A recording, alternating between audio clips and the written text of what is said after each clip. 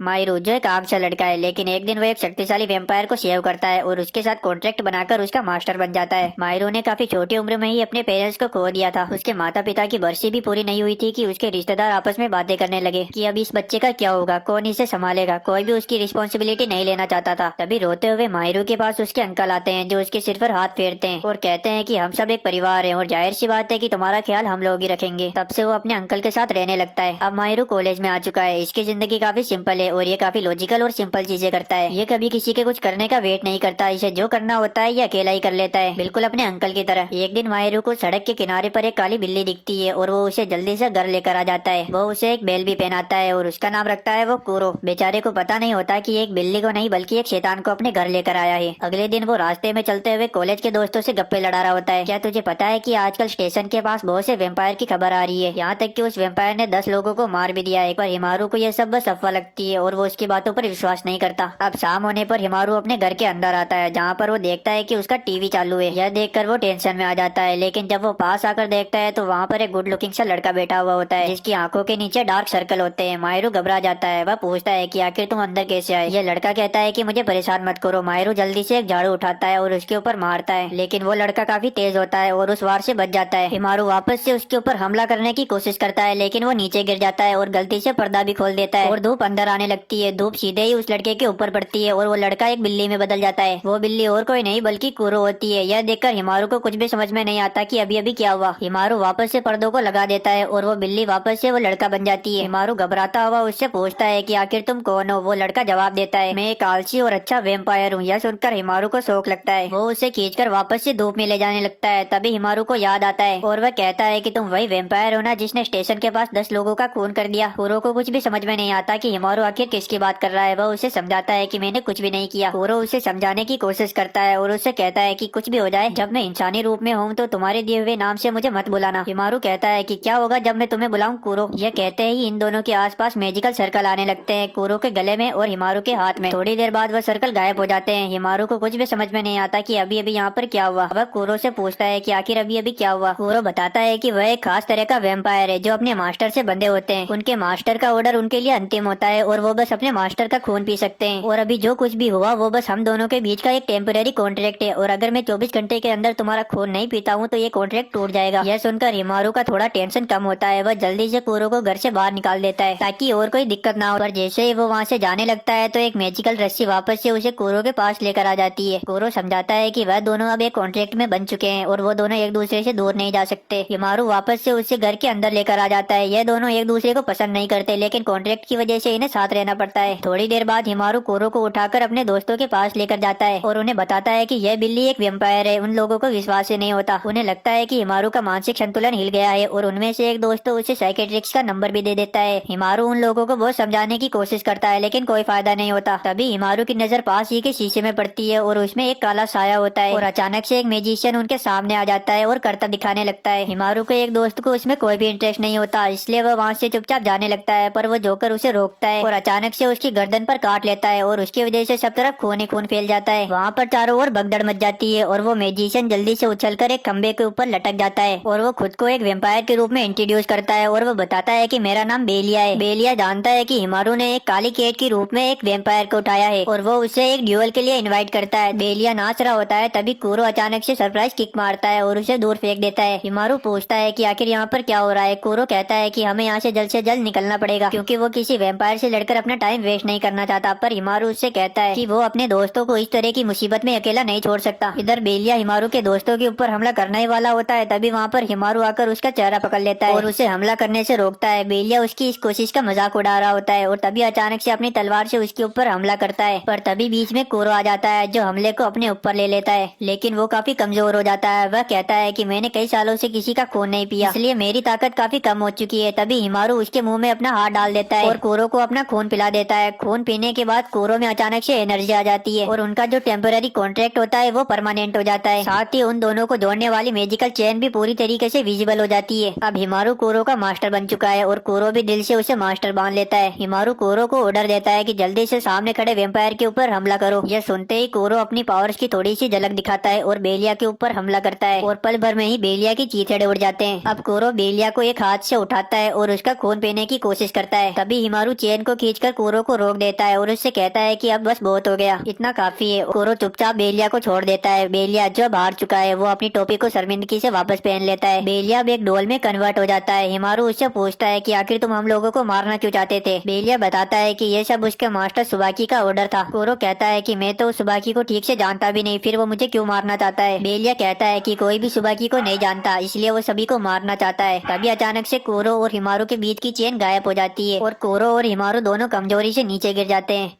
अगले दिन जब हिमारू की आंखें खुलती है तो वो अपने आप को अपने बिस्तर में पाता है और उसी के पास कोरो सोया हुआ होता है। हिमारू कोरो को अपने हाथों में उठाता है और उस इंसिडेंट के बारे में याद करने लगता है। तभी उसे अपने दोस्तों की याद आती है। वह जल्दी से दौड़ता हुआ स्कूल पहुंचता है, जहाँ पर वो अपने दोस्तों को देखता है जो बिल्कुल ठीक होते हैं। हिमारू घायल दोस्त से पूछता है कि आखिर अब तुम कैसे हो। वह कहता है कि अब मैं ठीक हूँ, डॉक्टर ने कहा था कि मेरा छोटा सा एक्सीडेंट हुआ था। यह सुनकर हिमारू हैरान होता है। वह कहता है कि तुम्हें तो एक वेम्पायर ने काटा था, लेकिन उन सभी को उस हादसे के बारे में कुछ भी याद नहीं होता, यहाँ तक कि वो हिमारू से बाजार में मिले थे ये भी याद नहीं होता। रास्ते में चलते हुए हिमारू इस सब के बारे में कोरो से पूछ रहा होता है। तभी अचानक से बारिश शुरू हो जाती है। हिमारू आसमान में देखता है जहाँ पर तो बादलों का नामो निशान नहीं है और जैसे ही हिमारू थोड़ा आगे बढ़ता है तो वो एक डोमेन एक्सपेंशन में चला जाता है और एक चश्मा पहने हुए लड़का उसके सामने स्लो मोशन में आ रहा होता है। हिमारू को पता चल जाता है कि जरूर कुछ गड़बड़ होने वाली है। वो लड़का हिमारू के बैग को उठा लेता है और उसमें से बेलिया को निकाल लेता है। बेलिया उस लड़के को मास्टर सुबारू कहकर बुलाता है। यह सुनकर हिमारू की फट जाती है। तभी सुबाकी टेलीपोर्ट करके हिमारू के जस्ट पास आ जाता है और कोरो को उठाकर जमीन पर फेंक देता है और उसे देखकर सुबाकी कहता है, कैसे हो बड़े भाई, बड़े दिनों बाद मिले। यह सुनकर हिमारू कोरो से पूछता है कि आखिर तुम इस लड़के को जानते हो। कोरो कहता है कि मैं इस छपरी को बिल्कुल नहीं जानता। तभी सुबाकी हिमारू को बताने लगता है कि कई साल पहले 7 वेम्पायर्स का जन्म हुआ। ये 7 वेम्पायर सभी सेंसेस और हैबिट्स को दर्शाते थे। क्रूल यानी कि कोरो इन सभी 7 वेम्पायर्स में सबसे बड़ा और ताकतवर है और एक 8वां वेम्पायर भी एग्जिस्ट करता है जो इन सभी में सबसे छोटा है और वो खुद सुबाकी है। और फिर सुबाकी एक लोमड़े में बदल जाता है और कोरो के साथ पकड़म पकड़ी खेलने लगता है। थोड़ी देर बाद यह खेल सीरियस होने लगता है और सुबाकी कोरो के ऊपर हमला करने लगता है। कोरो काफी कमजोर लग रहा था, इसलिए हिमारू उससे कहता है कि जल्दी से मेरा ब्लड पी लो, पर कोरो मना कर देता है और इसी का फायदा उठाते हुए सुबाकी उसे बहुत मारता है। अब सुबाकी हिमारू का कॉलर पकड़ लेता है और उससे कहता है कि तुमने मजाक मजाक में 7 वेम्पायर्स के बीच में जंग छेड़ दी। यह सुनकर हिमारू को विश्वास हो जाता है कि सुबाकी का मानसिक संतुलन ठीक नहीं है। वह सुबाकी से कहता है कि अगर ऐसी बात है तो मैं कोरो को अपना ब्लड दूंगा और कोरो ये पूरी जंग रोक देगा। सुबाकी कहता है कि अगर तुम जिंदा ही नहीं रहोगे तो कोरो किसका खून पिएगा। यह कहकर सुबाकी हिमारू के ऊपर तलवार से वार करता है। कोरो उसे बचाने की कोशिश करता है पर वो ऐसा नहीं कर पाता। तभी वो दोनों वहाँ से टेलीपोर्ट होकर दूसरी जगह पर पहुँच जाते हैं। कोरो को पता चल जाता है कि यह काम जरूर किसी दूसरे वेम्पायर का है। वहाँ पर 2 लड़कियाँ होती है जो कहती है कि हिमारू से हमारे मास्टर मिलना चाहते हैं, पर हिमारू मना कर देता है। तभी उनका मास्टर पीछे से कहता है, तुम्हारे पास कोई भी चारा नहीं है मेरी लैम्बोर्गिनी में बैठकर मेरे साथ चलने के अलावा। हिमारू और कोरो इनके साथ चलने के लिए तैयार हो जाते हैं। ये लड़का बताता है कि वह वेम्पायर ऑफ लस्ट का मास्टर है और इस लड़के का नाम है मिसानो। उस लड़के के घर पहुँचने के बाद हिमारू नोटिस करता है कि उस लड़के के सिर पर एक बटरफ्लाई बैठी हुई है। वह लड़का अपने वेम्पायर को हिमारू से इंट्रोड्यूस करवाता है। उसका नाम होता है स्नो। मिसानो उस बटरफ्लाई को अपना ब्लड पिला देता है और उसका बिहेवियर ही चेंज हो जाता है। वह अब अपने इवल मोड में आ चुका था। वह हिमारू से कहता है कि तुम कितना बेवकूफ हो, तुम अपने वेम्पायर का ठीक से इस्तेमाल करना भी नहीं जानते। एक काम करो, तुम दोनों मेरे नौकर बन जाओ। हिमारू उसका नौकर बनने के लिए मना कर देता है। मिसारू अपने वेम्पायर को उनके ऊपर हमला करने का ऑर्डर देता है। स्नो उनके ऊपर अटैक करता है जिससे हिमारू और कोरो की फट जाती है। हिमारू मिसानो से कहता है कि तुम आखिर ऐसा क्यों कर रहे हो और आखिर तुम्हारा क्या इरादा है। मिसानो कुछ भी बताने से मना कर देता है। वह हिमारू को कहता है कि तुम्हारी औकात तो मुझसे बात करने की भी नहीं है। यह सुनकर हिमारू कोरो को उठाकर वहाँ से भाग जाता है और कहता है, मुझे किसी ऐसे लड़के से बात नहीं करनी जो अपनी दौलत का घमंड रखता हो। हिमारू जब घर से बाहर निकलता है तो वह रियलाइज करता है कि वह रास्ता भूल चुका है। वह अपने आसपास की बिल्डिंगों को देखता है जिनके अंदर बहुत सारे छोटे छोटे बच्चे होते हैं। तभी वहाँ पर स्नो आ जाता है। वह बताता है कि ये सभी बच्चे मेरे स्लेव हैं, ये सभी मेरा ऑर्डर फॉलो करते हैं। सुबह की इस जंग में सबसे पहले कमजोर स्लेव्स को निशाना बनाएगा। तभी वहाँ पर मिसानो भी पहुँच जाता है जो हिमारू से कहता है, मैं अपने स्लेव्स को इस तरह मरने के लिए नहीं छोड़ सकता, मुझे उनकी रक्षा करनी है। तुम अगर अपने वेम्पायर की ताकत का इस्तेमाल करके लीडर नहीं बनना चाहते हो तो इससे अच्छा यही होगा कि तुम मेरे अंडर में काम करो। हिमारू मिसानो की बातों को समझने की कोशिश करता है और फाइनली वो मिसानो का साथ देने के लिए तैयार हो जाता है। वह मिसानो से कहता है, मैं तुम्हारा साथ दूंगा लेकिन एक नौकर की तरह नहीं बल्कि एक दोस्त की तरह। मिसानो ये एक्सेप्ट कर लेता है। वह हिमारू से कहता है कि क्या तुम सुबाकी का सामना सामना बिना हथियार के करोगे? वह हिमारू को बताता है कि वेम्पायर्स के मास्टर एक स्पेशल हथियार का यूज कर सकते हैं और उस हथियार का यूज करना मिसानो हिमारू को सिखाएगा। अब सीन चेंज होता है जहाँ पर हिमारू अपने बेस्ट फ्रेंड साकुया के साथ मस्ती कर रहा होता है और जब वो रास्ते में चल रहा होता है तभी उसे अचानक से अपने पीछे एक प्रेजेंस महसूस होती है। वह पीछे मुड़ता है लेकिन वहाँ पर कोई भी नहीं होता। तभी साकुया मजाक में कहता है कि क्या वो एक वेम्पायर था? हिमारू, क्या तुम मुझसे कुछ छुपा रहे हो? देखो, मैं तुम्हारा बेस्ट फ्रेंड हूँ, तुम मुझे कुछ भी बता सकते हो। हिमारू एक बार के लिए स्टक हो जाता है लेकिन फिर भी वो कुरो या वेम्पायर के बारे में अपने दोस्त को कुछ नहीं बताता। उसका दोस्त कहता है, देखो हिमारू, आजकल बहुत सारे र्यूमर्स फैल रहे हैं, अगर तुम्हारे साथ कोई भी ऐसी अजीबोगरीब चीज हो तो सबसे पहले तुम मुझे कॉल करना। यह कहकर उसका दोस्त वहाँ से चला जाता है।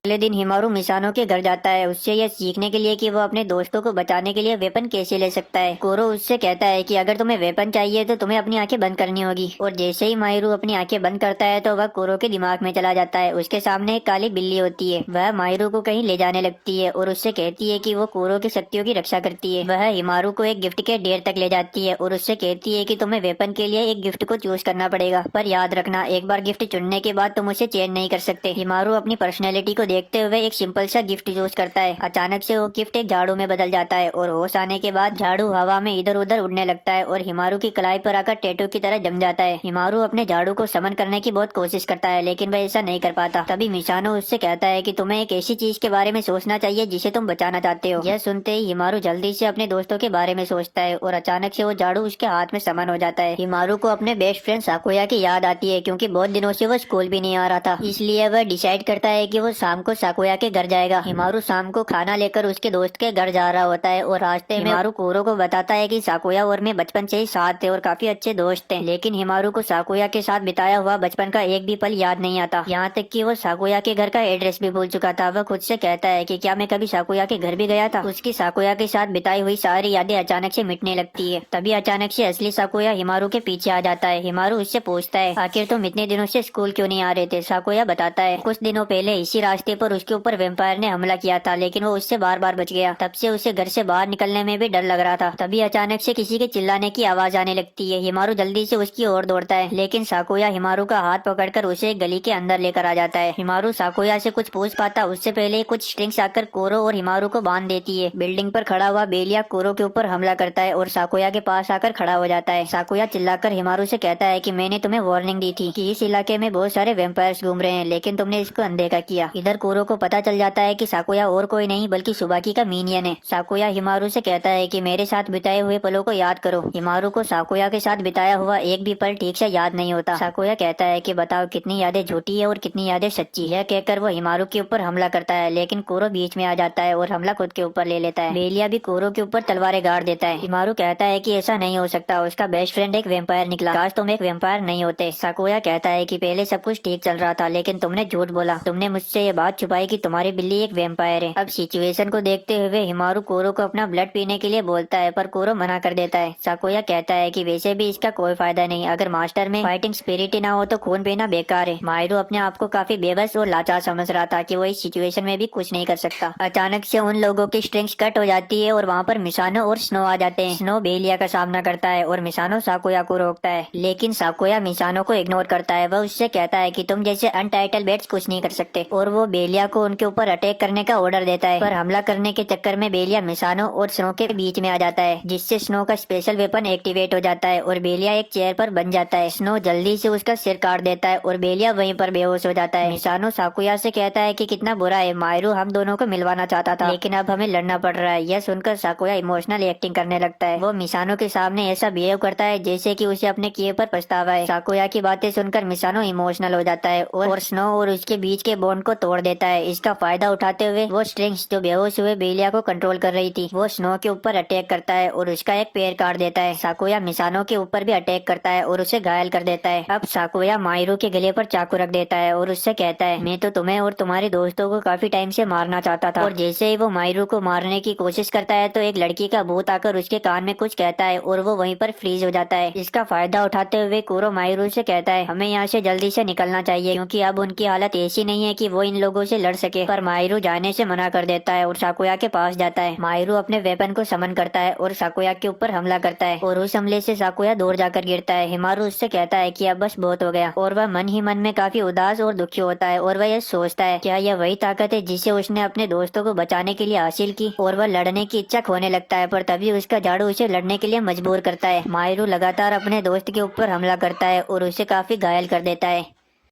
साकुया माहिरू से कहता है कि तुम जल्दी से मुझे मार दो। दूसरी तरफ माहिरू का दुख और गल्ट फीलिंग कोरो के दिमाग पर हावी होने लगती है और वो उसके अंदर खो जाता है। कोरो जल्दी से माहिरू के ऊपर झपटता है और उसका खून पी लेता है और उन दोनों के बीच की चेन भी दिखने लगती है। कोरो का अपने ऊपर काबू नहीं होता। अचानक से कोरो के अंदर से काला धुआं निकलने लगता है और उसमें से एक बड़ी सी काली बिल्ली निकलती है। वह बिल्ली अपने मुंह और आंखों से काला लिक्विड उगलती है। वो लिक्विड सभी लोगों को अपने अंदर ले लेता है। माहिरू मदद के लिए चिल्लाता है लेकिन कोई फायदा नहीं होता। पास ही में साकुया माहिरू से कहता है कि जल्दी से अपने सर्वेंट को बोलो कि मुझे मार दे। अगर मैं मर जाऊंगा तो सब कुछ ठीक हो जाएगा। मैं मरना तो तुम्हारे हाथों से चाहता था लेकिन अब उतना वक्त नहीं है। तभी अचानक से एक गोली कोरो के दिल से आर पार हो जाती है और वहाँ पर मौजूद काला साया गायब हो जाता है। ये गोली चलाई होती है एक नई वेम्पायर ने और उसके साथ उसका मास्टर भी होता है। उस वेम्पायर ने पेपर बॉक्स पहना हुआ था। वो कोरो के ऊपर हमला करता है और वो उस पर तब तक गोलियां चलाता रहता है जब तक कि वो वापस बिल्ली नहीं बन जाता। वो पेपर बॉक्स साकुया के ऊपर भी हमला करता है लेकिन वो स्ट्रिंग्स साकुया को बचा लेती है। स्ट्रिंग्स को कंट्रोल करने वाली लड़की साकुया से कहती है कि जल्दी से तुम्हें यहाँ से निकलना पड़ेगा। साकुया उसकी बात मानकर वहाँ से निकलने लगता है। तभी माहिरू उससे कहता है क्या तुम मुझे सच में मारना चाहते थे? साकुया इसका कोई जवाब नहीं देता। वो बस माहिरू की ओर अपना बैंड फेंकता है और वहाँ से गायब हो जाता है। थोड़ी देर बाद वहाँ पर एक कार आती है और उसके अंदर स्नो के मिनियंस होते हैं। स्नो कहता है कि हमें जल्दी से मिसानो को हॉस्पिटल ले जाना पड़ेगा। उसे ज्यादा चोट नहीं आई है लेकिन हॉस्पिटल ले जाना जरूरी है। इधर माहिरू जो मिसानो की इस हालत का जिम्मेदार खुद को मानता है और स्नो से इसके लिए माफी मांगता है। तभी वहाँ पर काउबॉय वैम्पायर मास्टर आता है। वो माहिरू से कहता है इसमें तुम्हारी कोई भी गलती नहीं है, ये सारी गलती मिसानो की है। उसने लड़ाई के वक्त अपने गार्ड को नीचे कर दिया। वो काउबॉय अपने आप को वांट्रिक एंटिक डीलर बताता है। माहिरू को वो बंदा काफी अजीब लगता है क्योंकि वो एक डॉल से बात कर रहा था और वो हर वक्त अपने सर्वेंट के साथ मस्ती करता रहता है। वो काउबॉय माहिरू को कोरो वापस देता है और कोरो की ऐसी हालत करने के लिए उससे माफी मांगता है। वह कहता है कि अच्छा होता मैं साकुया को भी बचा पाता। माहिरू काफी घबराया हुआ था। वो काउबॉय कहता है अच्छा हुआ कि तुम्हें पता चल गया कि तुम्हें किसी को मारने की हिम्मत नहीं है। तुम चाहो तो कोरो को मुझे दे सकते हो और एक नॉर्मल लड़के की तरह जिंदगी जी सकते हो। खैर अगर कॉन्ट्रैक्ट कैंसिल करने का मन हो तो एक बार मुझसे कॉन्टेक्ट जरूर करना। यह कहकर वो वहाँ से चला जाता है। अगले दिन माहिरू कुछ सामान लेने के लिए बाजार जाता है। वहाँ पर एक दुकान के अंदर उसे सुबाकी बैठा हुआ मिलता है। माहिरू जल्दी से जाकर उसके पास बैठ जाता है। सुबाकी उसे एक डिश ऑफर करता है। माहिरू सुबाकी से पूछता है कि आखिर साकुया तुम्हारा मिनियन कब बना? सुबाकी अब साकुया की बैक स्टोरी बताने लगता है। वह कहता है कि सुबाकी दुनिया के सबसे खराब माँ बाप के घर पैदा हुआ था। सुबाकी के मॉम डैड ने सुबाकी की बड़ी बहन को सुसाइड करने के लिए मजबूर किया ताकि वो उसके इंश्योरेंस के पैसे क्लेम कर सके। ये सब साकुया की आंखों के सामने हुआ। साकुया के मॉम डैड ने साकुया को इस बारे में किसी को भी कुछ बताने के लिए मना किया था। अगर वो इस बारे में किसी को बताएगा तो उसके साथ भी यही सब होगा। और जब साकुया एक बिल्डिंग से गिरकर अपनी आखिरी सांसें ले रहा था तब वो मुझे मिला और मैंने उससे अपना ब्लड पिलाया। जब कोई मरने की कगार पर हो और आखिरी सांसें गिन रहा हो तब उसे किसी सर्वेंट का खून पिलाया जाए तो वो उसका मिनियन बन जाता है। सुबाकी माहिरू से कहता है कि क्या तुम्हें ये छोटी सी बात भी पता नहीं थी? और उसके ऊपर हंसने लगता है और एक भयानक सा ओरा छोड़ता है। वह कहता है कि आज मेरा मूड लड़ाई करने का नहीं है इसलिए मैं तुम्हें छोड़ रहा हूँ, और यह कहकर वह वहाँ से चला जाता है। इधर माहिरू सुबाकी के भयानक ओरे से इतना डर चुका था कि वो स्टक हो जाता है और सुबाकी से कुछ और पूछ ही नहीं पाता। माहिरू काफी दुखी होता है कि वो साकुया के दर्द को कभी समझ ही नहीं पाया क्योंकि साकुया बातों को मजाक में निकाल देता था। अगले दिन माहिरू दौड़ता हुआ स्कूल जाता है ताकि उसे साकुया मिल जाए लेकिन वहाँ पर साकुया नहीं होता। साकुया का नाम सुनकर सारे क्लासमेट काफी हैरान होते हैं। उन सबको साकुया की पर्सनैलिटी तो याद होती है लेकिन उसका फेस याद नहीं रहता। माहिरू समझ जाता है कि साकुया चाहता है कि लोग उसे याद रखें लेकिन वो सबके सामने अपने असली वजूद को नहीं ला सकता। एक दिन साकुया स्कूल के कल्चरल फेस्टिवल में आता है। उसने मास्क लगाया हुआ था। पूरे स्कूल में उसे कोई भी नहीं जानता और वह स्कूल में घूम रहा होता है। तभी उसे अपने पुराने दोस्त मिलते हैं। साकुया उनके पीछे देखता है। उनके पीछे एक पोस्टर लगा हुआ था जिस पर लिखा हुआ था साकुया हम तुम्हारा इंतजार कर रहे हैं। तभी कोरो अचानक से उड़ता हुआ साकुया के चेहरे के ऊपर आता है। साकुया को पकड़ने के लिए माहिरू उसके पीछे दौड़ता है। साकुया माहिरू से कहता है तुम आखिर मेरा पीछा क्यों कर रहे हो? मैंने तुम लोगों को मारने की कोशिश की। माहिरू कहता है कि तुम झूठ बोल रहे हो, तुमने तो हम लोगों को बचाया है। निशानों की चोट भी इतनी गहरी नहीं थी। साकुया मान लेता है कि वह माहिरू से केवल इसी साल मिला था। यह दोनों स्कूल की छत पर जाते हैं जहाँ पर साकुया कहता है कि मैं मानता हूँ हमारे बचपन की जितनी भी यादें थी वो सब झूठी थी, और यह कहकर वो छत से कूद जाता है। माहिरू भी दौड़ता हुआ उसका कॉलर पकड़ लेता है और अपने झाड़ू को समन करके वहाँ से उड़ जाता है। माहिरू कहता है कि हमें कुछ फर्क नहीं पड़ता, चाहे तुम वैम्पायर हो या कुछ और, तुम अब भी हमारे दोस्त हो। और इनका बैलेंस बिगड़ जाता है और ये जंगल के अंदर आकर गिर जाते हैं जहाँ पर साकुया माहिरू की इतनी बेकार स्किल पर हंसने लगता है। थोड़ी देर बाद वह हंसते हंसते रोने लगता है और वह माहिरू को बताता है जब उसकी बहन की मौत हुई थी तो वो उसका जिम्मेदार खुद को मानता था लेकिन सुबह सुबाकी उससे कहता है कि इसमें तुम्हारी कोई भी गलती नहीं है और वह साकुया से वादा करता है कि अंतिम समय में मैं तुम्हारे साथ जरूर दूंगा। साकुया कहता है कि सुबाकी ही वो पहला इंसान था जिसने मुझे संभाला था, इसलिए अब मैं उसके लिए कुछ भी करूंगा। पर माहिरो उसे समझाता है कि सुबाकी का परफेक्शन तुम्हारे लिए वही है जो तुम्हारे अंकल का तुम्हारे लिए था। मैं तुम्हारे साथ मिलकर सुबाकी को रोकूंगा। साकुया कहता है कि इतना बहुत है, पर मैं तुम्हारे साथ नहीं रह सकता। फिर दोनों एक दूसरे से बॉम्ब करते हैं और साकुया वहाँ से गायब हो जाता है। ये सारी बातें कुरो भी सुन रहा होता है। साकुया जाते जाते माहिरो को थैंक यू बोलता है कि उसने इतना बढ़िया साल उसके साथ गुजारा, और वह मन में सोचता है कि माहिरो ही वो पहला इंसान था जिसने उसको अपना दोस्त बनाया था। ये याद करके वो रोने लगता है।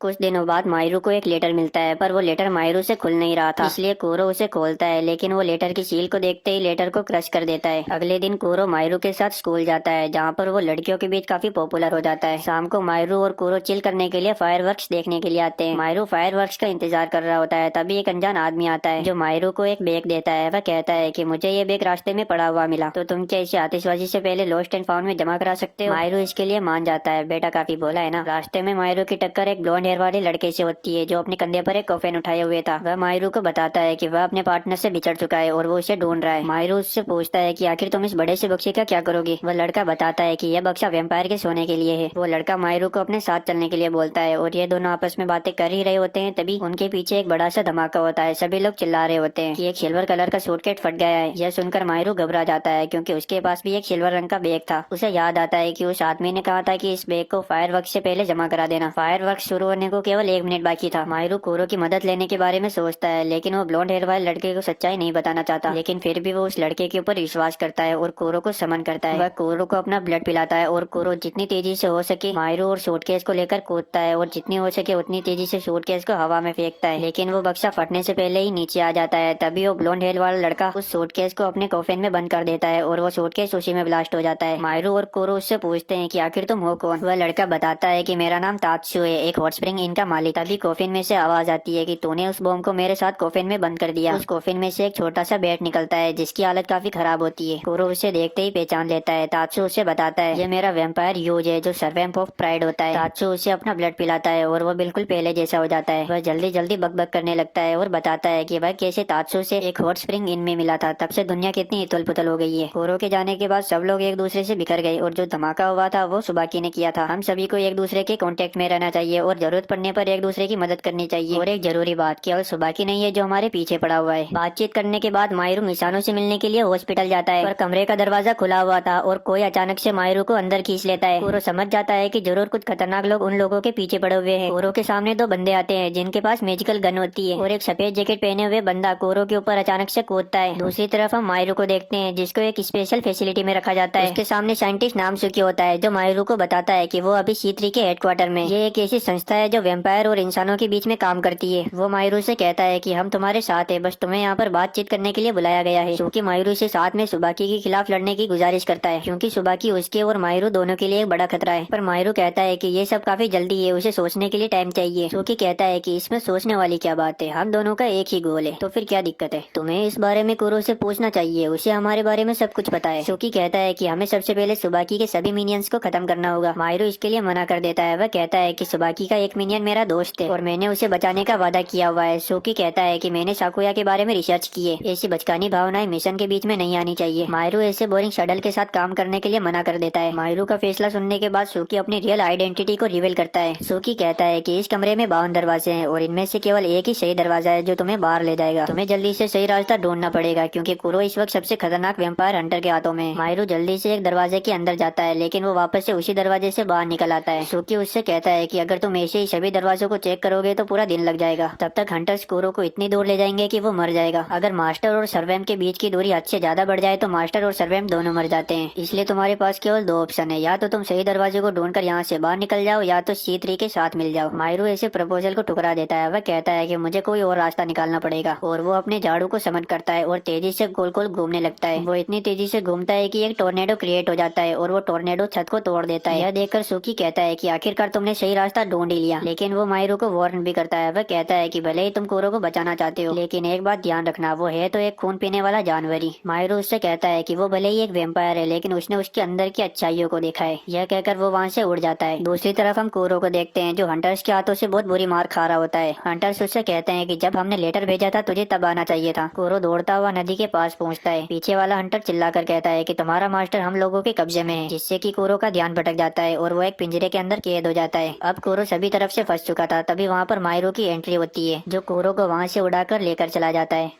कुछ दिनों बाद मायरू और मिसानो तेत्सु के हॉट स्प्रिंग इन में मीटिंग रखते हैं। कोरो और स्नो बात ले रहे होते हैं और तेत्सु काम में बिजी होता है। मिसानो भी एक आरामदायक बेड पर सो रहा होता है। कोई भी मायरू की ऑर्गेनाइज की गई मीटिंग को सीरियस नहीं लेता। मायरू और मिसानो दोनों वेल्डिंग मशीन के पास मिलते हैं। वो दोनों बातचीत करते हैं और अंदाजा लगाते हैं कि उन्हें सुबाकी और सर्वेम्स के बारे में कितना पता है। उनकी नॉलेज काफी कम होती है। मायरू आइडिया देता है कि हम कैंप ऑफ एनवी के मालिक की मदद ले सकते हैं, उसे वेम्पायर्स और सुबाकी के बारे में काफी कुछ पता है। पर मिसानो तुरंत मना कर देता है। वह कहता है कि हम उसके ऊपर भरोसा करने का रिस्क नहीं ले सकते, जो भी करना होगा हम खुद ही कर लेंगे। थोड़ी देर बाद यूज उड़ता हुआ आता है। वो सभी को एक बुरी खबर देता है। वह कहता है कि एक नया खतरा शहर में आ चुका है। यह सुनते ही मायरू और कोरो उस आदमी को ढूंढने के लिए निकल जाते हैं। यूज के मीनियन के हिसाब से उस आदमी ने काले कपड़े पहने हुए थे और उसके पीठ पर पंख भी थे। थोड़ी देर बाद मायरू को वो आदमी मिल जाता है। कोरो उससे कहता है कि यह आदमी तो काफी खतरनाक लग रहा है, लेकिन फिर भी मायरू उस आदमी का पीछा करने का डिसाइड करता है। उस आदमी के हाथों में एक पिंजरे के अंदर कांटे वाला चूहा होता है। यह देखकर मायरू के अंदर का एनिमलिस्ट जाग जाता है। मायरू उस बंदे को पकड़ने के लिए गली के अंदर जाता है, जहाँ पर वो बंदा पहले ही मायरू का इंतजार कर रहा था। वो बंदा मायरू से पूछता है तुम एक एंजल हो या फिर एक डीमन। उसका सवाल सुनकर मायरू कंफ्यूज हो जाता है। तभी वो बंदा अचानक से एक बड़े से पियानो को समन करता है और फिर वो उसमें एक मेलोडी बजाने लगता है। उस मेलोडी को सुनकर कोरो कमजोर पड़ जाता है और अपने घुटनों पर आ जाता है। वह बंदा अपने आप को एक डीमन बताता है। वो आदमी कोरो को एक लात मारता है। कोरो उड़ता हुआ दीवार के अंदर घुस जाता है। वो बंदा वापस से कोरो को एक लात मारता है और वो छत पे आकर गिर जाता है। मायरू जल्दी से अपने झाड़ू को समन करता है और ऊपर की ओर उड़ता है। वो बंदा कोरो को बस कुचलने ही वाला था। तभी मायरू आकर कोरो को बचा लेता है और उसे अपना खून पिला देता है। खून पीने के बाद कोरो अपनी फुल फॉर्म में आ जाता है। मायरू उस बंदे से कहता है कि तुम आखिर कौन हो और कोरो को क्यों मार रहे हो, और जल्दी से उस चूहे को पिंजरे से निकाल दो। वो बंदा बिना कोई सवाल किए चूहे को पिंजरे से निकाल देता है, लेकिन वो चूहा एक और सर्वेम्प में बदल जाता है। वो सर्वेम्प अपने आप को लो के रूप में इंट्रोड्यूस करता है। लो बताता है कि वह ग्रेड का सर्वेम्प था और वो हाइपर एक्टिव है। लो कहता है कि उसका मास्टर है लिच, जो एक ऐसा आदमी है जो अपने आप को एंजल मानता है। लो की बकवास सुनकर लिच उसे लात मारकर भगा देता है। वो बताता है कि वो भी एक डीमन है, इसलिए उसका मास्टर भी उससे काफी नफरत करता है और उसे बहुत मारता है, लेकिन इसके बावजूद वो अपने मास्टर के लिए काफी ग्रेटफुल है। इन दोनों की नौटंकी को देखकर पक जाता है, लेकिन फिर भी वह सोचता है अच्छा हुआ कि हमें एक और अलाई मिल गया। पर लोग कहता है तुम्हें शायद कोई गलत फहमी हुई है, हम तुम्हारे कोई एलोई नहीं है और ना ही हमें किसी की मदद की जरूरत है। कोरो जो हम सभी वेम्पायर भाइयों में सबसे बड़ा है, वो चाहता तो इन सभी चीजों को अकेला ही रोक सकता था, लेकिन उसने कोरो को अब तक माफ नहीं किया है, जो उसने पिछली बार किया था जब सातों वेम्पायर इकट्ठा हुए थे। इनकी बातें सुनकर मायरू रियलाइज करता है कि जरूर इन दोनों के बीच में कोई पंगा हुआ है। मायरू उन दोनों की बात को काटते हुए खुद को इंट्रोड्यूस करता है और लो से सबके लिए मदद मांगता है, लेकिन लो मना कर देता है और वो मायरू को ध्यान से देखता है और कहता है तुम मेरे सबसे बड़े भाई कोरो के मास्टर हो, लेकिन काफी ऑर्डिनरी लगते हो। यह कहने के बाद लो वहाँ से चला जाता है। मायरू वापस से होटल में आ जाता है, लेकिन वो हैरान हो जाता है जब वो टीवी के अंदर लिच को एक फेमस पियानिस्ट के रूप में देखता है। मायरू सभी को बताता है कि यह वही बंदा है और ये सर्वेम्प ऑफ ग्रीड का मास्टर है। लो एक ऐसा सर्वेम्प है जो अपने मास्टर से बोर होने के बाद अपने मास्टर को मार देता है। मायरू लिच की चिंता करते हुए उसके कॉन्सर्ट में जाने का फैसला करता है, लेकिन पूरा कॉन्सर्ट फुल हो चुका था। पर मायरू की मुलाकात एक भले आदमी से होती है, जो मायरू को लिच के कॉन्सर्ट के अंदर एंट्री दिलवाने की बात कर रहा है। मायरू उसके साथ जाता है, लेकिन रास्ते में वो सुबाकी के साथी को देखता है। यह वही बंदा होता है आंख पट्टी वाला। मायरू समझ जाता है कि अब सुबाकी लीच के ऊपर हमला करने की प्लानिंग बना रहा है। मायरू जल्दी से लीच के कॉन्सर्ट हॉल की तरफ दौड़ता है। दूसरी तरफ हम लीच को देखते हैं। इधर लीच अपना परफॉर्मेंस कर रहा होता है, तभी सभी ऑडियंस लीच को मारने के लिए उसकी ओर दौड़ती है। लोग को पता चलता है कि ये सारे सुबाकी के मीनियंस है, इसलिए लोग उनसे लड़ने के लिए तैयार हो जाता है। मायरू जल्दी से लीच के कॉन्सर्ट हॉल के अंदर जाता है, लेकिन वह देखता है कि वहाँ पर सभी लोगों की लाशें बिछी हुई होती है, जो कि लो ने बिछाई थी। मायरू लो की ताकत को देखकर हिल जाता है और वह सोचता है कि इस बार तो लो ने कुछ ज्यादा ही कर दिया। इधर लिच पियानो बजाते बजाते ही रुक जाता है। लो उससे कहता है कि आखिर तुम मेरी तारीफ क्यों नहीं कर रहे, तुम्हें तो मेरे लिए तालियां बजानी चाहिए। इससे लिच को गुस्सा आ जाता है और वो लो को किक मारने की कोशिश करता है, पर लो किक को रिटर्न कर देता है और लिच को एक दीवार के अंदर घुसा देता है। मायरू को लिच की चिंता होती है, पर लो कहता है सर्वेम्प के मास्टर नॉर्मल इंसानों से काफी ज्यादा ताकतवर होते हैं, पर तुम्हारे लिए अच्छा होगा कि कोरो सब कुछ अकेला ही संभाल ले। मायरू लो को कहता कहता है कि कुरो ये सब अकेले नहीं संभाल सकता, उसे तुम्हारी मदद की जरूरत है। इस बात पर लो जोर जोर से हंसने लगता है और वो मायरू को एक बैक स्टोरी बताने लगता है। कई साल पहले 7 वेम्पायर्स आपस में साथ रहते थे, लेकिन एक दिन उन्हें एक ऑर्गेनाइजेशन C3 से एक मैसेज आता है। लेटर में लिखा हुआ था कि हम लोगों को एक खास इंसान को मारना होगा। हम साथों ने वोटिंग से तय किया कि उस इंसान को मारना है या फिर नहीं। 3 वेम्पायर्स ने उसे मारने के लिए हाँ कहा, जबकि 3 ने उसे मारने के लिए ना कहा। अब बस आखिरी वेम्पायर का फैसला बाकी था और वो था कुरो, जो वेम्पायर ऑफ स्लोथ है। तुम्हें पता है कि उसने क्या फैसला लिया? यह कहकर लो हंसने लगता है। दूसरी तरफ कुरो को काफी ज्यादा गुस्सा आ रहा होता है। कुरो को गुस्सा देखकर लो चुप हो जाता है। वह कहता है कि शायद कुरो अपने मास्टर से वो फैसला छुपाना चाहता है और उसका मजाक उड़ाने लगता है। इन दोनों के बीच में लड़ाई शुरू हो जाती है। मायरू सोचता है कि मुझे इन दोनों को रोकना पड़ेगा। वह अपने झाड़ू को समन करता है और कुरो को वापस आने के लिए बोलता है। तभी लीच, जो अपनी इंजरी से ठीक हो चुका था, बीच में एंट्री मारता है और इन दोनों की फाइट को रुकवाता है। वह लो को नीचे गिरा देता है और मायरू का झाड़ू तोड़कर कुरो की ओर फेंकता है, जिससे कुरो दीवार के ऊपर बन जाता है। लीच कहता है, यहाँ पर काफी डिस्टर्बेंस हो चुकी है, तो मैं तुम्हें एक धुन सुनाता हूँ। वह धुन इतनी गहरी होती है कि सभी लोग उसे सुनकर इमोशनल हो जाते हैं। वह धुन सभी लोगों के दिमाग में मौजूद सबसे इमोशनल थिंग को बाहर लाती है। मायरू को वो धुन सुनने के बाद अपनी मोम की याद आती है, जबकि लो एकदम खड़ा का खड़ा रह जाता है। इधर कुरो के दिमाग में भी उसकी सबसे बुरी याद उसके सामने आ जाती है। वह इस धुन को बर्दाश्त नहीं कर पाता और लीच के ऊपर हमला करता है। लीच भी इस हमले के लिए तैयार होता है, वह भी काउंटर करता है। तभी वहाँ पर लीच का मैनेजर आता है। उसके साथ एक वेल होती है जो इन दोनों को चमाट लगाती है और फाइट यहीं पर रुक जाती है। इधर मायरू कुरो के पास जाता है, जो बिल्कुल भी रिस्पॉन्स नहीं कर रहा था और बिल्कुल डार्क हो गया था। हॉल के अंदर सुबाकी की एक मिनियन बची हुई थी। लो उसे देख लेता है और उसके ऊपर हमला करता है, लेकिन मायरू उसे रोक देता है। वह कहता है कि इसे मारने का कोई मतलब नहीं, जो इंसान लड़ने की इच्छा ही न रखता हो उसे मारना बेकार है। तो लो भी उसकी बात से सहमत हो जाता है और उस मिनियन को छोड़ देता है। सब लोग वहाँ से चले जाते हैं। मायरू भी कुरो के साथ जाता है, लेकिन कुरो अभी भी उसी याद में डूबा हुआ था। दूसरी तरफ लो भी चल रहा होता है और अपने फोन से सेल्फी लेने की कोशिश करता है। तभी फोन के अंदर एक रिफ्लेक्शन दिखता है और लो के पीछे खड़ा हुआ था सुबाकी।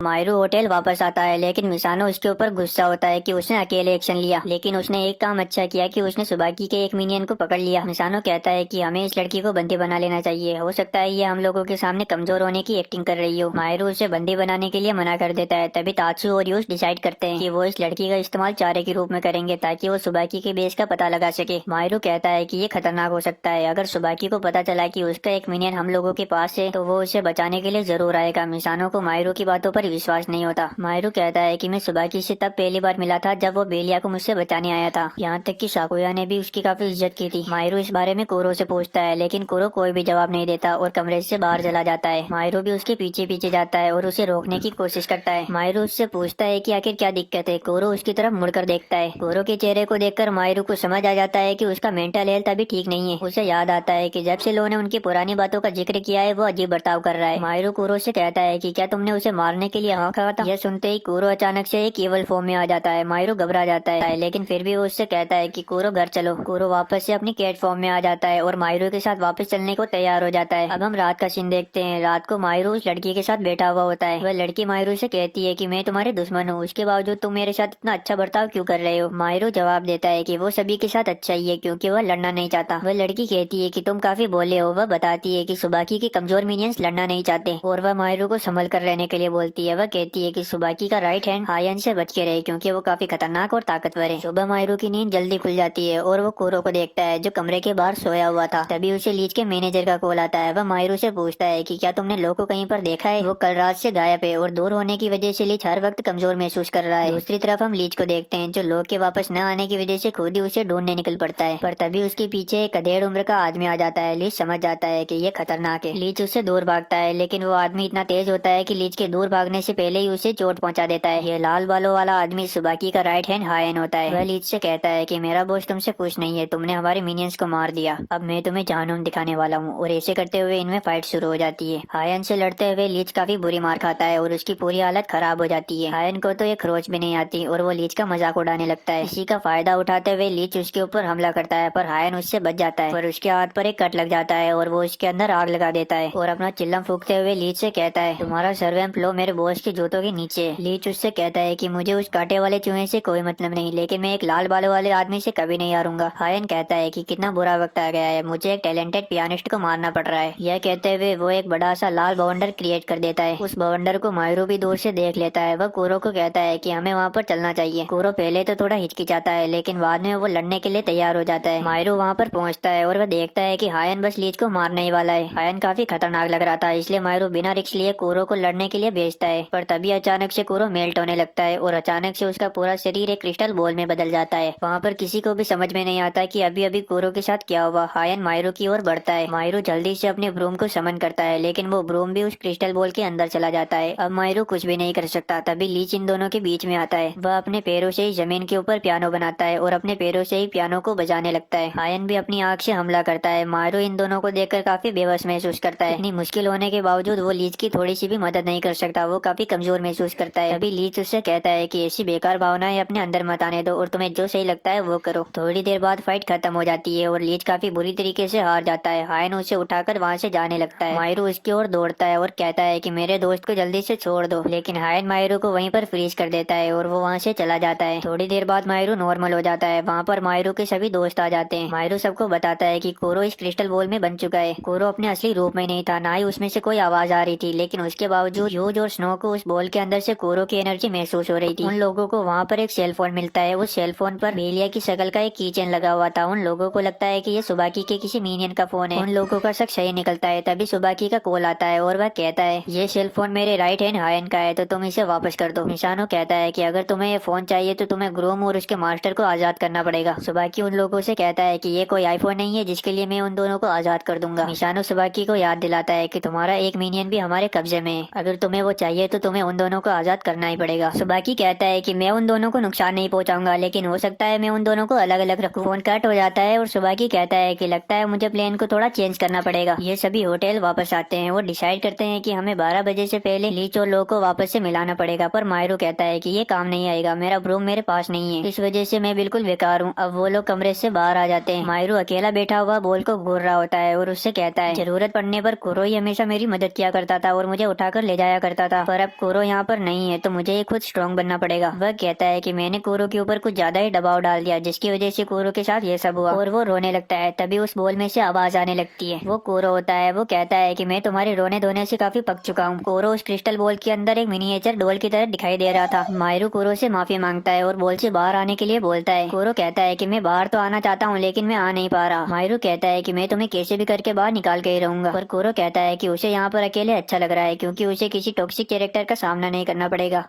मायरू जल्दी से बाकी सबको बुलाता है। वह कहता है कि कुरो ठीक हो रहा है, लेकिन वो इससे बाहर नहीं आ पा रहा। लेकिन उन लोगों को कुरो दिखाई नहीं देता। कुरो सिर्फ मायरू को दिखाई दे रहा था। तात्सु कुरो को निकालने के लिए अपना दिमाग लगाता है और आरे की मदद से गेंद को काटने की बात करता है, पर मायरू उससे कहता है कि मैं कुरो का मास्टर हूँ, तो मुझे उसे बाहर निकालना चाहिए। मायरू अपनी पूरी ताकत लगा देता है, लेकिन कोई भी फिजिकल हमला उस बॉल को छू तक नहीं पाता। लीच का मैनेजर, जिसका नाम क्रे होता है, वो होटल में आया हुआ होता है और उसे पता चलता है कि लीच और लो दोनों किडनैप हो चुके हैं। वो काफी दुखी होता है। अब ये सब मिलकर उन दोनों को छुड़वाने का प्लान बनाते हैं। मैनेजर कहता है कि मैं भी तुम्हारा साथ दूंगा, और ये वेल मेस्कट भी काफी अच्छी फाइट करता है, और साथ ही मेरे पास ये गन भी है, और ये गन वो यूज के ऊपर चलाकर दिखाता है। इससे यूज काफी कमजोर और स्लो हो जाता है। वह बताता है कि जब भी लो बहुत ज्यादा गुस्सा हो जाता है तो मैं इसी गन की मदद से उसे शांत करवाता हूँ। मायरू कहता है कि ये तो काफी काम की चीज है, आखिर तुम्हें ये कहाँ पर मिली? ग्रे बताता है कि इस गन के अंदर होली वाटर है और ये मुझे एक एंटीक डीलर से मिली थी, पर पता नहीं क्यों मिसानो को एंटीक डीलर का नाम सुनकर कुछ रास नहीं आता। ये लोग डिसाइड करते हैं कि मिसानो उस एंटीक डीलर के पास जाएगा और बाकी सब अपना अपना काम करेंगे। मायरू ट्रेन में बैठकर एंटीक डीलर से मिलने जा रहा होता है। तभी अचानक से उसके पास सुबाकी आ जाता है। वह एक ब्लैक फॉक्स में बदला हुआ था। वह मायरू से कहता है कि देखकर काफी दुख हुआ कि कुरो तुम्हारे साथ नहीं है। यह कहकर अचानक से वो धुआं छोड़ने लगता है और फटने की पोजीशन में आ जाता है। मायरू घबराते हुए जल्दी से ट्रेन से कूद जाता है, लेकिन उसे पता चलता है कि ये सब तो बस एक भ्रम था। वह कहता है कि अब सुबाकी चालू हो गया है, उसे जल्दी से एंटीक डीलर के पास जाना होगा। वह एंटीक डीलर के घर पहुँचता है। दरवाजे से एक साइंटिस्ट बाहर आता है, जिसने बारबी डॉल का सिर पिघलाकर जूस बनाया हुआ होता है। वह मायरू को अंदर लेकर जाता है। मायरू उससे कहता है कि मुझे एंटीक डीलर से मिलना है। साइंटिस्ट कहता है कि वो अभी यहाँ पर नहीं है, थोड़ी देर बाद में आएंगे। मायरू उस साइंटिस्ट को अपना इंट्रोडक्शन देता है और वो साइंटिस्ट अपना काम कर रहा होता है, लेकिन काम के दौरान वो मायरू का नाम गलत ले रहा होता है। मायरू अपना बार बार गलत नाम सुनकर फ्रस्ट्रेट हो जाता है। वो साइंटिस्ट मायरू को चाय पिलाता है और उसके सिर पर मायरू का नाम लिख देता है ताकि वो भूले नहीं। तभी वहाँ पर एंटीक डीलर आता है, जो उस साइंटिस्ट को मारता है कि उसने बारबी डॉल का सिर पिघला दिया। वह मायरू को थैंक यू बोलता है, क्योंकि मायरू ने उसके छोटे भाई मिसानो का इतना ध्यान रखा। मायरू भी जानकर हैरान होता है कि मिसानो उस एंटीक डीलर डीलर का छोटा भाई है। एंटीक डीलर साइंटिस्ट को बताता है कि मायरू वेम्पायर ऑफ स्लोट का मास्टर है। साइंटिस्ट एक्साइटेड हो जाता है। वह मायरू से कहता है कि तुमने कोरो के बारे में पहले क्यों नहीं बताया। वह साइंटिस्ट मायरू को शीशे के दरवाजे से एक सीक्रेट रूम के अंदर भेज देता है। वहाँ पर साइंटिस्ट मायरू की पूरी इन्वेस्टिगेशन करता है और उसका वेट और हाइट नापता है। मायरू कहता है कि तुम आखिर ये क्या कर रहे हो, तुम्हें मेरा नहीं बल्कि कोरो का इलाज करना है। एंटीक डीलर मायरू से कहता है कि कोरो को ठीक करके आखिर तुम क्या करोगे। मायरू कहता है कि मैं कोरो को ठीक करके सुबाकी से लड़ने जाऊंगा और उसे मार दूंगा। एंटीक डीलर कहता है कि ये जो तुम बोल रहे हो ये तो पॉसिबल ही नहीं है, वेम्पायर कभी मर ही नहीं सकता, वेम्पायर तो इमोर्टल होते हैं। और वह कोरो के बारे में बताता है कि कोरो ने कई सारी जंग लड़ी है और सभी लड़ाइयों में कोरो की जीत हुई। सभी लोगों को कोरो की पावर चाहिए। मायरू कहता है कि उसे कोरो की पावर नहीं चाहिए बल्कि दोस्त के रूप में कोरो ही चाहिए। एंटीक डीलर कहता है कि कोरो को कैसे ठीक करना है ये तो मुझे भी नहीं पता। और वो साइंटिस्ट मायरू को कुछ पीने के लिए देता है। लिक्विड को पीते ही मायरू अचानक से नीचे गिर जाता है। साइंटिस्ट कहता है तुम खुद ही कोरो के दिमाग में चले जाओ और सब कुछ सुलझा दो और मुझे जल्दी से एक्सपेरिमेंट का रिजल्ट बताओ। मायरू बेहोश होकर कोरो के दिमाग में चला जाता है। दूसरी तरफ आयोन के फोन में जो इमेजेस थे उनकी वजह से वो सुबाकी की लोकेशन का पता लगाते हैं। मायरू और तात्सु अपना भेष बदल लेते हैं और सुबाकी की बिल्डिंग की ओर बढ़ते हैं। वो लोग लीच के मैनेजर को भी एक अमीर पार्टी बनाकर होटल में भेजते हैं। मैनेजर कमरा बुक करता है और चाबी मिसानो को दे देता है। मिसानो जल्दी से लिफ्ट में चला जाता है पर उसी लिफ्ट में साकोया भी आ जाता है। मिसानो सोचता है कि कहीं उनका भांडा न फूट जाए पर उसकी फोटी किस्मत साकोया को उसके ऊपर शक हो जाता है। वह कहता है तुमने एक गलती कर दी, 41 फ्लोर पर सीधा चले गए। और वो अचानक से इमरजेंसी रेड बटन को दबा देता है और वो शिफ्ट नीचे की ओर जाने लगती है।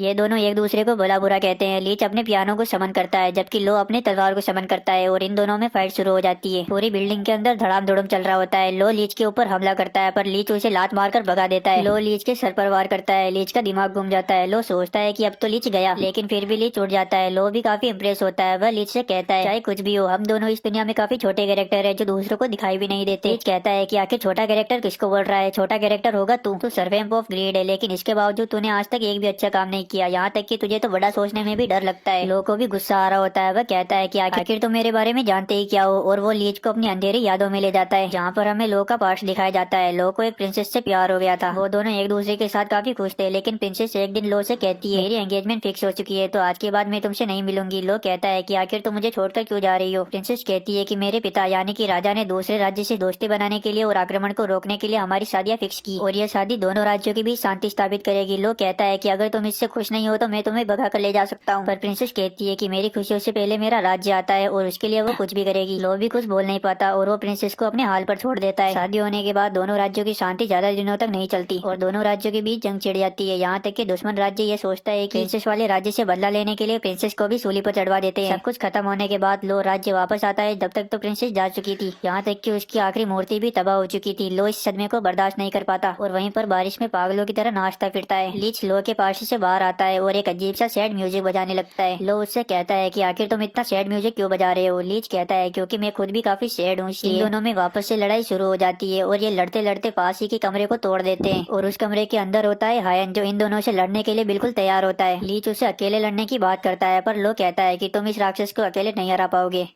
लिफ्ट जल्दी से नीचे जाने लगती है। मिसानो तात्सु से कहता है कि तुम जल्दी से 41वें फ्लोर पर जाओ, मैं थोड़ी देर बाद आता हूँ। लिफ्ट 5वें ग्राउंड फ्लोर पर जाकर खुलती है। मिसानो देखता है कि वह फ्लोर पूरी तरीके से खाली है। साकुया जल्दी से अपनी मैजिकल चेनसो को समन करता है और मिसानो और स्नो को पीछे धकेलता है। इन दोनों के पास पीछे हटने के अलावा कोई भी चारा नहीं था। साकुया कहता है कि तुम कितने बेवकूफ हो। साकुया कभी लीच और लो या फिर तुम्हारे पीछे था ही नहीं। सुबाकी तो तात्सु के सर्वेंट यूज के पीछे पड़ा हुआ है। साकुया उनके ऊपर हमला करता है। अब इनके पास कोई भी चारा नहीं रहता, इसलिए मिसानो साकुया को गुस्सा दिलाता है और कहता है कि मायरू तुम्हें कितना अच्छा दोस्त मानता है लेकिन इसके बावजूद तुम उस सुबाकी का साथ दे रहे हो। साकुया कहता है तुम कभी सुबाकी का असली मकसद समझ ही नहीं पाओगे। सुबाकी कभी तुम लोगों के या फिर किसी और चीज के पीछे था ही नहीं। साकुया बताता है कि सुबाकी को किसी एक चाबी की तलाश है। मिसानो भी समझ जाता है कि वो सभी लोग अभी तक गलत अंदाजा लगा रहे थे। दूसरी तरफ तात्सु 41वें फ्लोर पर पहुंच जाता है जहाँ पर सुबाकी के सभी साथी उसका इंतजार कर रहे होते हैं पर तात्सु इनसे घबराता नहीं, वो तो काफी कॉन्फिडेंस लग रहा था। दूसरी तरफ सुबाकी जो अपने मीनियन को बचाना चाहता था वो जंगल में आता है। वहाँ पर उसे 5 वेल मेस्केट मिलते हैं। वेल मेस्केट सुबाकी से कहते हैं कि तुम्हारा एक मिनियन हम में से ही किसी एक के अंदर है, तुम्हें उसे पाने के लिए हमें हराना पड़ेगा। यह सुनकर सुबाकी थोड़ा हैरान होता है क्योंकि सुबाकी अब इनमें से किसी भी वेल मेस्केट के ऊपर हमला नहीं कर सकता। सुबाकी सभी वेल मेस्केट को एक चाबी बताता है। वह कहता है कि ये चाबी उसी दरवाजे की है जिस कमरे के अंदर मैंने लीच और लो को छुपाया हुआ है। अगर तुम्हें दम हो तो मुझसे ये चाबी ले लो। वेल मेस्केट कहते हैं कि तुम जल्दी से हमें ये चाबी दे दो वरना हम तुम्हारा कच्चा फाड़ देंगे। सभी वेल मेस्केट बारी बारी से सुबाकी के ऊपर हमला करते हैं पर सुबाकी काफी तेज होता है और वो पेड़ के ऊपर जाकर बैठ जाता है। तभी दूसरा वेल मेस्केट आकर उस पेड़ को ही उखाड़ देता है। सुबह की उछलता हुआ एक वेल मेस्केट के ऊपर चढ़ जाता है और उसके अंदर फील करने की कोशिश करता है, लेकिन वो कॉस्ट्यूम इतना मोटा होता है कि उसके अंदर कुछ फील ही नहीं होता। सुबह की अब अपनी दूसरी चाल चलता है और वो पूरे वातावरण में अपने ऑरे को फैला देता है, जिससे आसपास का एरिया काफी ज्यादा गर्म हो जाता है। दूसरी तरफ हम मायरू को देखते हैं जो कोरो के दिमाग में होता है और उसके आसपास केवल रेगिस्तान होता है। तभी उसके पास में एक काली बिल्ली आ जाती है। मायरू उससे पूछता है कि आखिर कोरो कहाँ पर है। वह बिल्ली बताती है कि कोरो तुमसे नहीं मिलना चाहता। मायरू जिद करता है तो वो बिल्ली भागने लगती है। मायरू उसका पीछा करता है और नीचे गिर जाता है। तभी उसे रेत के नीचे से कोरो के बेल की आवाज आती है। मायरू जल्दी से उस रेत को काटता है जहाँ पर सीढ़ियाँ होती है। मायरू सीढ़ियों से उतर जाता है और सीधा उस वेम्पायर की मीटिंग में पहुंच जाता है जब C3 का लेटर आया था। उस लेटर में उन्होंने सभी सर्वेम्स के क्रिएटर को मारने के लिए कहा था, जहाँ पर ये सभी वोटिंग से डिसाइड करते हैं कि क्रिएटर को मारना है या फिर नहीं। 3 वेम्पायर क्रिएटर को मारने के लिए राजी हो जाते हैं जबकि 3 इसके खिलाफ होते हैं। आखिरी फैसला कोरो का होता है। कोरो कहता है कि हमें उसे मार देना चाहिए। लोग गुस्सा होकर कोरो की कॉलर पकड़ लेता है और उससे कहता है कि तुम आखिर ऐसा कैसे कर सकते हो? तुम हमारे माता पिता जैसे इंसान को, जिसने हमें बनाया है, उसको मार दोगे? कोरो कहता है कि भला ऐसी वेम्पायर वाली जिंदगी कौन जीना चाहेगा? ना तो हम मर सकते हैं और ना ही सुकून से जी सकते हैं। उसे तो मरना ही होगा, यहाँ तक कि उसे मैं अपने हाथों से मारूंगा। और कोरो उसे मारने के लिए निकल जाता है। मायरो भी उसके पीछे पीछे जाता है। कोरो अपने क्रिएटर के घर पर पहुंचता है और अचानक से गेट खोलकर उसके ऊपर टूट पड़ता है। मायरो भी उसके पीछे खड़ा हुआ था, लेकिन कोरो नहीं चाहता था कि मायरो ये सब देखे, इसलिए वह मायरो की आंखों को बंद करने की पूरी कोशिश करता है। और जब सब खत्म हो जाता है तो मायरो वापस से दूसरी जगह पर आ जाता है। वहाँ पर वापस से वो काली बिल्ली होती है जो मायरो से कहती है कि इन सभी दरवाजों में कोरो की बुरी यादें छुपी हुई है, तुम इनमें से किसी भी हथियार की मदद से गेट को खोल सकते हो। तो मायरो कहता है कि मुझे इन हथियारों की जरूरत नहीं, कोरो अपनी मुझे किसी भी याद में एंट्री दे देगा। मायरो जल्दी से एक दरवाजा चूज करता है। पहले तो वो दरवाजा मायरो के ऊपर हमला करता है, पर थोड़ी देर बाद वो मायरो को अंदर आने देता है। थोड़ा आगे चलने के बाद वह देखता है कि कोरो अकेला बैठा हुआ था। कोरो अपने किए पर पछतावा कर रहा था कि उसने अपने ही हाथों से अपने क्रिएटर को मार दिया, पर मायरो उससे कहता है कि तुम्हें बीती हुई बातों पर पछताने की कोई जरूरत नहीं, तुम्हें वक्त के साथ आगे चलना होगा और अपनी गलतियों को सुधारना होगा। और इसी तरह कोरो वापस से आजाद हो जाता है। दूसरी तरफ हम लीच और लो को देखते हैं जो उसी बिल्डिंग के, वो दोनों एक दूसरे के अपोजिट कमरे में बंद होते हैं और दोनों एक दूसरे की बातें सुन सकते हैं। इसलिए लो और लीच कहते हैं कि ये दीवार हम दोनों के बीच में आ रही है, तो एक काम करते हैं, इस दीवार को ही तोड़ देते हैं। पर लो के तोड़ने से पहले ही लीच उस दीवार को तोड़ देता है। लो भी काफी हैरान होता है, उसे लगा था कि लीच ये दीवार नहीं तोड़ सकता, लेकिन जबकि लीच तो ठीक से खड़े होने की भी हालत में नहीं था।